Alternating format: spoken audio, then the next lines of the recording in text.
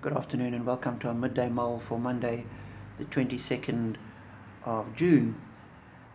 In the Robert Murray McShane reading program, which I use for the midday prayers, having reached the end of Revelation, he takes us back to the beginning of the Gospel. And so I was reading through Matthew chapter 2 for today. And as I was reading through the Nativity again, I was suddenly struck by how inconvenient it was. And I read through it and thought, my goodness, I'm glad I wasn't involved. It's a kind of unsettling happenings in life that we do not look forward to. This unexpected pregnancy, Joseph wrong-footed by it, then they have to go off because of the census all the way down to Bethlehem, then there's no room at the inn and they end up in a stable. And just as things are settling down, they're told, now go off to Egypt because Herod's going to try and kill the boy.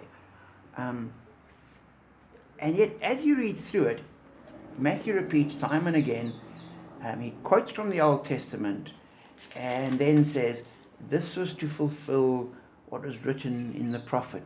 All of it was part of God's plan. And for me, that raises two things. The one is a challenge. We sometimes, as we follow the four spiritual laws, Jesus loves you and has a wonderful plan for your life. Yes, that is true, but his plan for our life might not be what we would want as a plan for our life. It might be quite different. I certainly don't think this story fitted into Mary's childhood dream and plan for her life. But it was a good plan, and it was the best plan. So yes, God has a plan for our life, and we need to be prepared to live it. And then there's the encouragement that when things are going wrong, it's not that the plan's coming apart. It's if we're trusting in God and walking with God, God's with us in the situation and is part of his plan. And so as we sit scattered in our homes and the church is almost closed down and we haven't met together for months and it doesn't look like we're going to for the next while, and everything is completely other than we expected, we can say to ourselves, this is still the plan of God. This is still the best that we could expect. And when God is in control, we wouldn't want it any other way.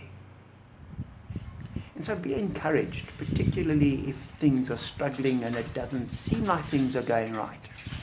Be encouraged that this is how God works.